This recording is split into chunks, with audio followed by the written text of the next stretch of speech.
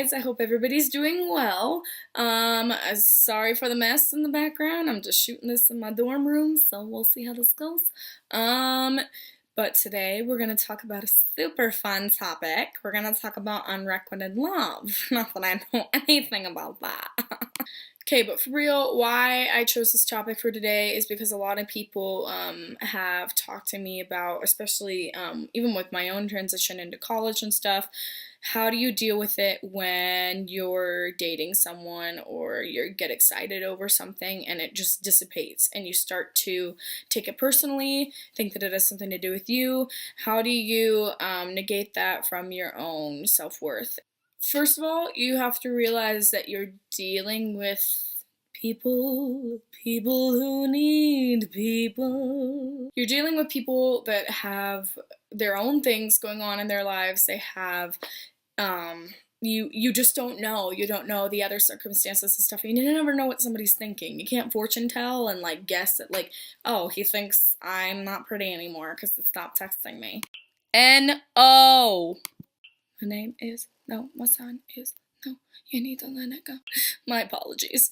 Anywho, your self-worth is not dependent on what anybody else says or thinks. This is super hard to remember, and it's easier said than done, but think about it. When another girl, like per se, let's see, or guy, whoever's watching this, gets asked out on, your roommate gets asked out on a date or something like that, and you're sitting there thinking like, you call yourself a potato and say you're never gonna get married and no one ever loved you and never will because you're gross. You have to remember that probably by the end of your life, you're gonna be able to count the people that really, really made an impact, like your top people, your go-to, that you're super comfortable with and just like totally sync up with on like both these hands. You probably won't have to exceed it, like it'll be around 8 or 9 or so, if you're lucky. Like, you're lucky if you can find that one true, like best friend. Because the thing is that dynamics change, friendships change, and the likelihood that you're always going to sync up with someone when they interpret colors differently, they interpret taste differently, they were raised with a completely different mindset, completely different brain, their chemical makeup is different. It's impossible that you're going to sync up with every single person that you meet. One of the most irrational thoughts that we have as human beings is that we can please everyone. That's not possible. You're never going to be every single person's cup of tea. And when you meet someone who you're not your cup of tea, who they're not your cup of tea or whatever, you can't take that to mean that, you know, you're not as good as someone else or whatever. You're just not that person's flavor, you know? Like, weird analogy, but you get what I'm saying. Like, it's not contingent with, it doesn't change anything about who you are as a person. Another thing is knowing what's good for you. I dated a few guys that, I've had situations where I've dated guys that were super into me and then I kind of backed off first, and then I've had situations where things have been going well, I'm really hitting it off with someone and they just drop off the planet.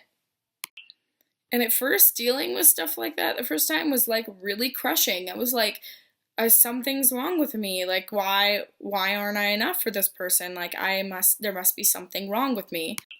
Or they just decide that you're not the one for them. And that, ladies and gentlemen, is where we start to self-blame and where we start to pick on ourselves, and where in a time where we should be comforting ourselves and giving ourselves what we need and being able to buffer in a way, we're actually part of the problem. And I just have to say, this goes for guys and girls, if someone doesn't see your worth, if someone doesn't see that you're a freaking queen, king, like that you're fantastic the way you are and that you're so special and wonderful, that you have so much to offer, then why would you want to be with them anyway? For me personally, I, hadn't come to that realization for a really long time until I met people like that in my life that saw me for who I was, saw me for the passionate, intriguing person that I am and that I know I am, and that's my core value. And at this point, once you kind of see that, you can't unsee that. Once you recognize your own worth and see how incredible you are, how fabulous you are, everything that I was saying before, it becomes really hard to condone behavior that diminishes you or makes you feel worse about yourself. You will attract the people that are right for you. You will attract the people that are going to uplift you and going to help you grow.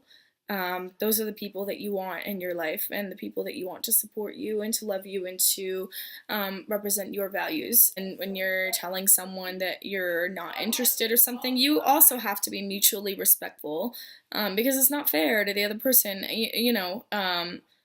Guys can be really stupid sometimes, but girls can also be kind of immature in their response, and I've been there. I've done it before.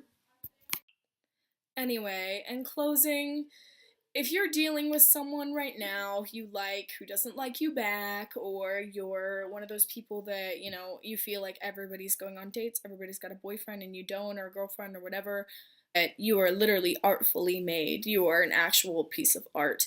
And that's how, even with someone that I disagree with, I try to go back to that simple thought, that there are a lot of different people in this world with different opinions and stuff, but out of that 7.1 billion, whatever, it's gonna come down to who I am first and what I know about myself, because not everyone is gonna like you. You're not gonna be everyone's cup of tea, and that's okay. It's called being human.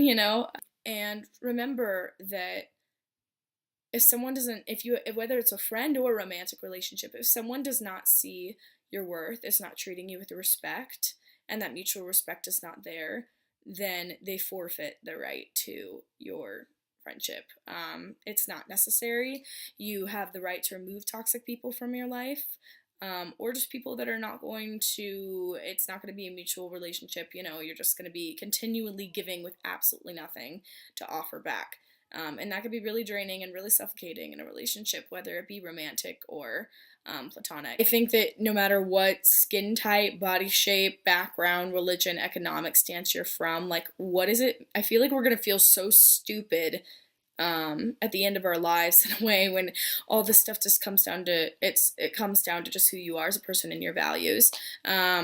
So I hope you guys remember that, and remember that that's who you are, not any of the external stuff, and that those are the things that are going to allow you to find people that recognize how awesome and how cool it is, and find people that you mutually can get along with and have productive conversations with, and can form relationships with. So anyway, if you guys have any more questions, comment below, make sure to subscribe, share this video, and I will be around soon. Bye. If you disagree